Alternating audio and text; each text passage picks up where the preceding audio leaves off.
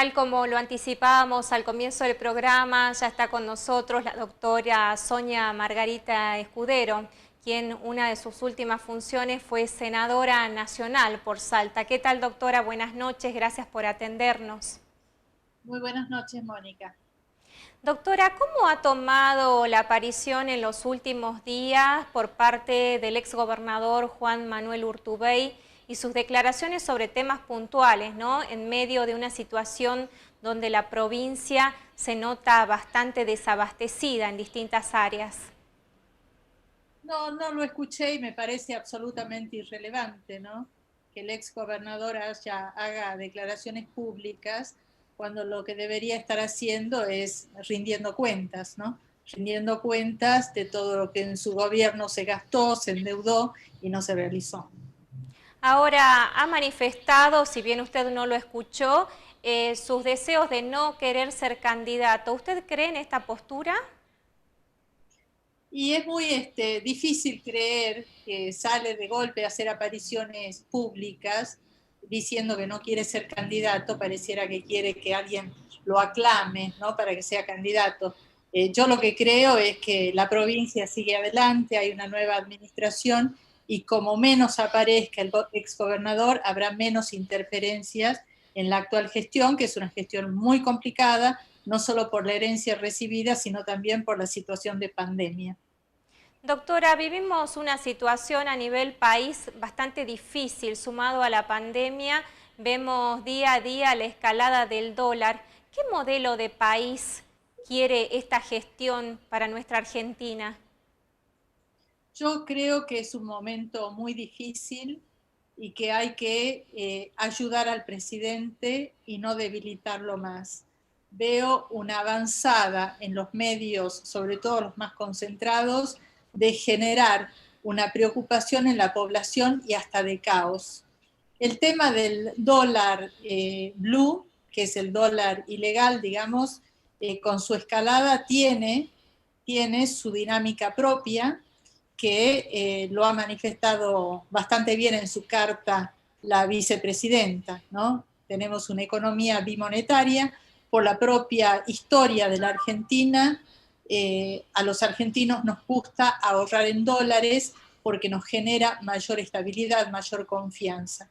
El argentino no tiene confianza en su propia moneda, pero a tal punto es esta situación del sálvese quien pueda en la Argentina, que el Banco Central está con reservas escasas, mientras que el Banco Central del Uruguay acaba de manifestar que no tiene más lugar para poner los dólares.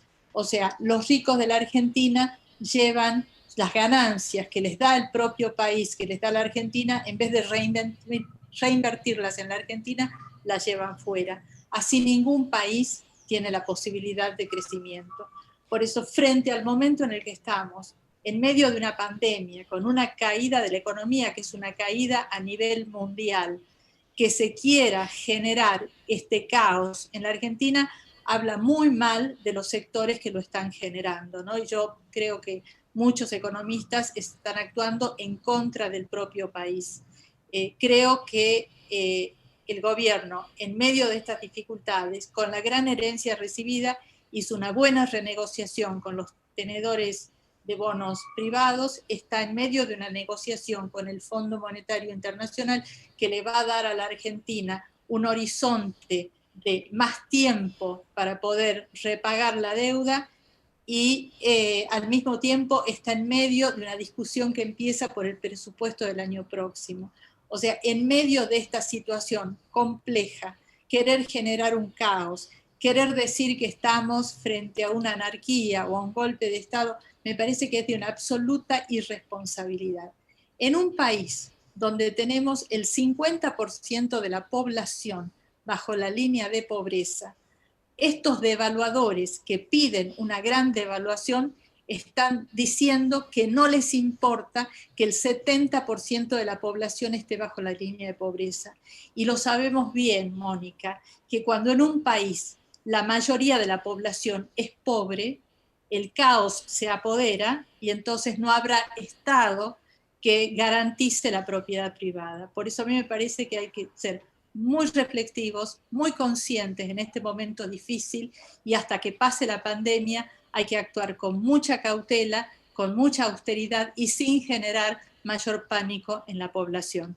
Hay que volver a generar fuentes de trabajo y para eso necesitamos confiar en el país y para eso necesitamos sobre todo una estabilidad en las autoridades y en el gobierno. El gobierno nacional está trabajando codo a codo con los gobernadores de las provincias y me parece que esta situación de diálogo importante e institucional no tiene que ser destruida. Y me parece que hay sectores que están intentando destruirlo. Usted hace referencia a puntos a los que quiero volver. Cuando usted dice avanzada de ciertos sectores, ¿los puede identificar a quiénes son?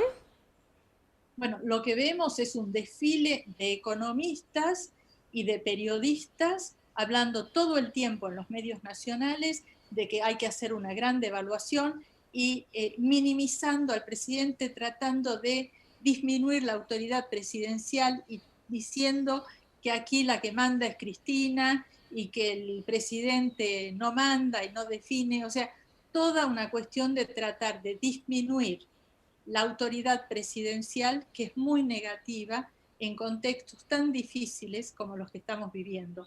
Aquí hay una ¿Usted cree, situación. doctora, que Alberto Fernández está fuerte frente al poder?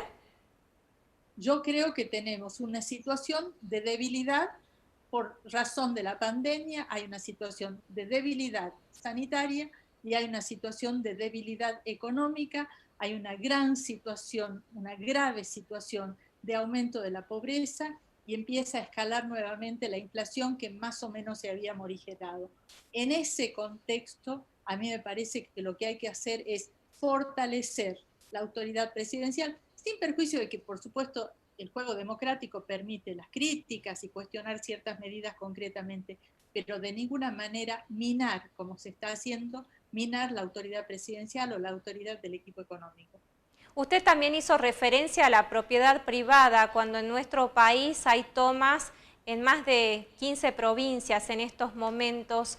La propiedad privada avasallada, ¿es fruto de lo que usted hablaba, de la pobreza en crecimiento, o también lo atribuye a ciertos grupos de poder que quieren desestabilizar ciertas situaciones sociales? Yo lo que veo conforme a mi experiencia es que siempre hubo situaciones de tomas. Yo me acuerdo, era secretaria general de la gobernación y teníamos situaciones de tomas en el Granbur, que después esas tomas se urbanizaron y bueno, y hoy son barrios. Teníamos tomas y asentamientos irregulares en lo que era la zona del río Vaqueros, todo se urbanizó, tuvimos tomas en Tartagal, o sea, siempre el Estado en nuestro país va por atrás de las necesidades. Se había generado, cuando yo era secretaria general de la gobernación también, la institución familia propietaria, justamente para buscar la generación de suelo urbano que permitiera a las nuevas familias acceder a un lote donde poder asentar sus viviendas. Es decir, hay una responsabilidad del Estado que no se está cumpliendo porque no está generando soluciones ordenadas para el crecimiento poblacional y las nuevas familias. Hay movimientos sociales que obviamente visibilizan esta inacción del Estado procediendo a ocupar tierras. O sea, eso existió y existe. Y hay una gran deuda del Estado desde ese punto de vista. También existe en nuestro país una diferente vara, ¿no? Entonces, cuando hay una ocupación de tierras de gente poderosa, todos los medios lo denuncian. Pero cuando hay una usurpación de tierras de comunidades indígenas, a los que los dejan arrinconados, les talan todos los árboles de los que viven, de sus predios de ocupación territorial, nadie dice nada y pareciera que todo está bien. Entonces hay grandes desigualdades en nuestro país que las tenemos que abordar. La propiedad privada tiene que ser custodiada, pero la propiedad privada, sea propiedad individual, sea propiedad de los ricos, sea propiedad de la gente pobre, sea propiedad de las comunidades indígenas o sea propiedad pública también. La propiedad pública hay que protegerla de los grandes negociados, de quienes se aprovechan de su situación del poder y se apropian de tierras que son públicas y que deberían estar al servicio justamente de los que menos tienen. Doctora, usted asumió como senadora ya por 2001, Cristina lo hizo en 1999. En el último tramo de la gestión de Cristina Fernández como senadora, ¿usted pudo compartir la banca con ella? Sí, desde que asumí en el 2001 hasta que ella fue elegida presidenta en el 2007. Ella ¿Qué fue mirada senadora. tiene de Cristina Fernández, de aquella oportunidad de senadora y hoy vicepresidenta de la Nación, antes presidenta, obviamente, de los argentinos? Bueno, es una persona muy capaz, una persona que cambió con el ejercicio del poder. O sea, ella era alguien como senadora y como diputada antes que había luchado mucho por la transparencia en contra de la corrupción, y después cuando su esposo llegó a la presidencia y después ella misma como presidenta, ahí disminuyó un poco su compromiso, ¿no?, con los temas de transparencia. Yo recuerdo particularmente que ella conspiró en contra de que Argentina tuviera una ley de acceso a la información pública. Es una persona muy capaz, es una persona que, por supuesto, generó muchos beneficios importantes. La asignación por hijo, ese fue uno de los saltos cualitativos, ¿no?, de su gestión, pasar del plan donde la persona sin recursos dependía del puntero para sobrevivir, a esta asignación que es un derecho, ¿no?, y que se otorga sin necesidad de intermediarios. El apoyo, obviamente, electoral que tiene demuestra que obviamente en su gestión hubieron cosas criticables, pero también otras cosas que la gente reconoce y agradece mucho, ¿no? Otro de los temas de su gestión es la ley de inclusión jubilatoria, que permitió a millones de argentinos que ya tienen la edad jubilatoria acceder a un beneficio. De modo que tuvo sus altos y bajos, y algo que me pareció absolutamente destacable es que ella haya tomado la decisión de armar un frente y ponerse en segundo lugar, ¿no?, a pesar de que la mayoría de los votos eran de ella personalmente. En este momento, y a partir de su carta, a mí me parece que lo que ella tendría que hacer es apoyar un poco más al presidente, ¿no?, y no cuestionarlo públicamente, como en la carta donde aparece cuestionando algunas personas del equipo del presidente sin mencionarlos. Doctora, ¿con qué sector político se identifica a nivel nacional y provincial? Yo soy del Partido Justicialista, soy afiliada al Partido Justicialista y he abrazado las banderas del Partido Justicialista, y no hay otro partido que las haya superado, ¿no? Independencia económica, soberanía política y justicia social. ¿Estaría dispuesta a volver a militar dentro del partido para así poder ganar un escaño legislativo, por ejemplo? Yo nunca he dejado de militar en el partido, estoy en contacto. Nosotros en el 2017 formamos una agrupación hacia un futuro mejor, y bueno, y seguimos en contacto. Hicimos una presentación al partido en el sentido de que había que modificar reglas de juego, hay que modificar la carta orgánica del partido, y bueno, y siempre estoy opinando, ¿no? Estoy opinando sobre los partidos políticos, la necesidad de reforma de los partidos políticos y la necesidad de que haya mucha participación.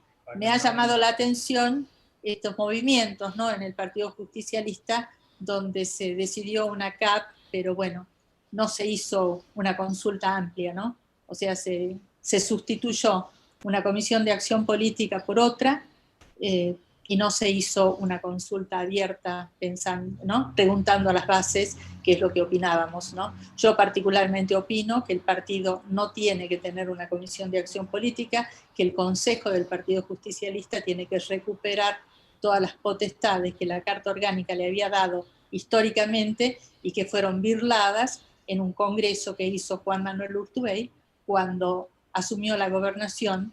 Ganó por fuera del Partido Justicialista y lo primero que hizo fue apoderarse del partido. Doctora, hemos podido apreciar en los últimos tiempos un libro de su autoría donde curiosamente relaciona el patriarcado una sociedad bastante patriarcal, la que tenemos nosotros, con la justicia y el crimen de las turistas francesas. ¿Por qué esta relación?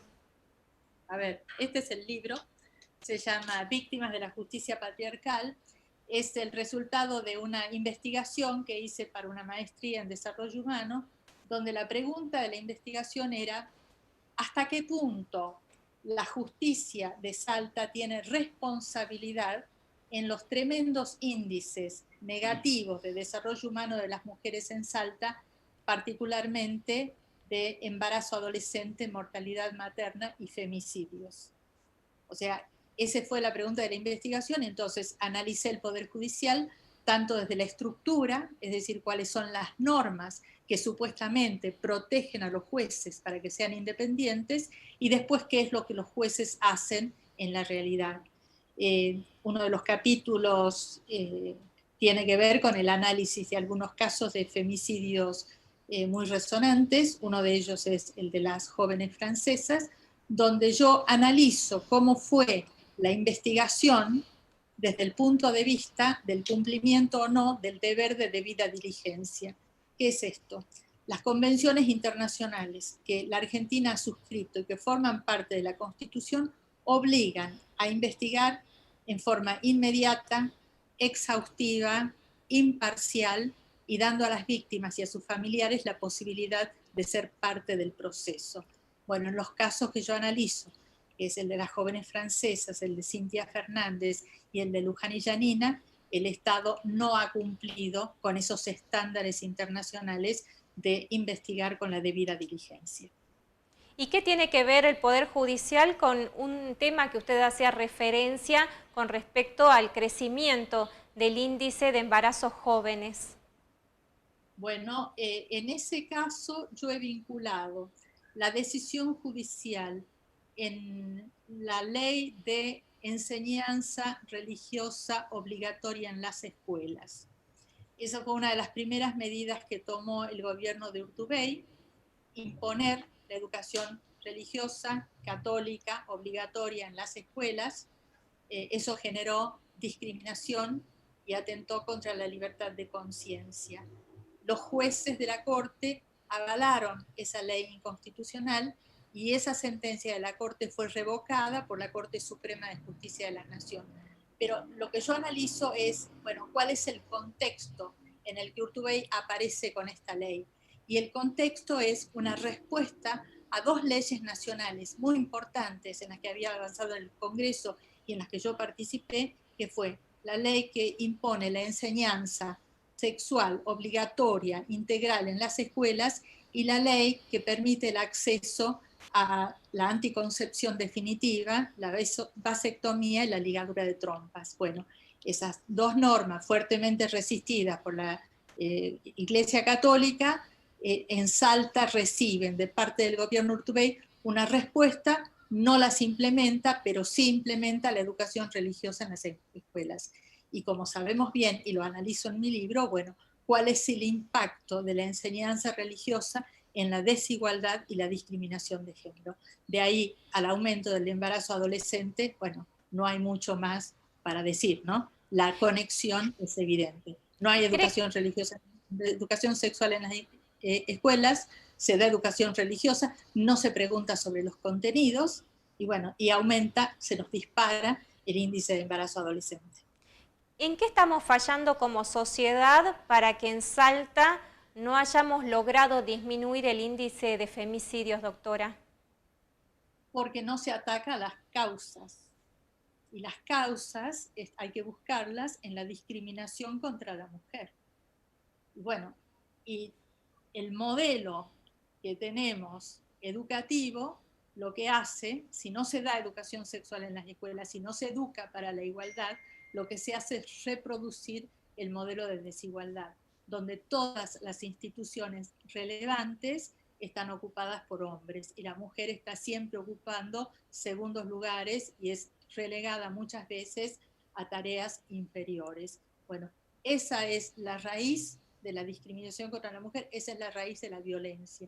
Y vemos violencia contra las mujeres desde muchas instituciones. Doctora, ya para terminar, hay provincias que abrieron las escuelas. En Salta se muestra cierta resistencia por parte del gobierno provincial sin encontrar los fundamentos, ¿no? Abren los casinos, se abren algunos deportes que antes estaban prohibidos, sin embargo las escuelas siguen cerradas. ¿Usted es partidaria de la necesidad de que en Salta los chicos vuelvan a las aulas? Yo creo que es urgente la revinculación de los niños, niñas y adolescentes con las escuelas. Creo que hay departamentos en la provincia donde no hay circulación viral. Allí debería empezar la revinculación inmediatamente y establecer cuáles son los protocolos. No, nunca vamos a poder, después de esta pandemia que hizo tan visibles las desigualdades y las profundizó, nunca vamos a poder decidir empiezan todos por igual. No, habrá que ver escuela por escuela, caso por caso. Pero lo más importante, más que la presencialidad en las aulas, es la revinculación con la escuela. Volver, aunque sea una vez a la semana, para que se pueda cumplir con los protocolos, para que no haya hacinamiento, para volver a encontrarse, para que los jóvenes puedan contar su experiencia, qué nos ha pasado y cómo miramos hacia adelante. El lugar de encuentro, de vivir con el otro, revincularse con los compañeros y compañeras y con los docentes es muy importante. Ya deberíamos estar en Salta avanzando en esa revinculación que será gradual y que será diferente para cada caso, y habrá que pensar también en dar más autonomía a las escuelas y reconocer el esfuerzo extraordinario que hicieron los docentes y las familias. Me parece que aquí la presencia de las familias, ¿no?, como parte del sistema educativo será muy importante, y escuchar más, escuchar a los estudiantes. Hay que conformar los centros de estudiantes para que ellos tengan una forma de comunicación y de generar ideas y propuestas. Esto va a ser un proceso difícil y me parece que tienes razón, y esto lo había planteado el Consejo Económico y Social, ¿no? No es posible que se trabaje tanto para volver a los casinos, no es posible que se permita las reuniones en los bares y les cortamos las calles para que puedan estar en los bares y que no estemos haciendo nada con la revinculación de la juventud y la niñez con las escuelas. Doctora, como siempre, muchísimas gracias por su tiempo para con nosotros. Gracias, Mónica. Hasta pronto. Hacemos nuestra pausa, ya volvemos.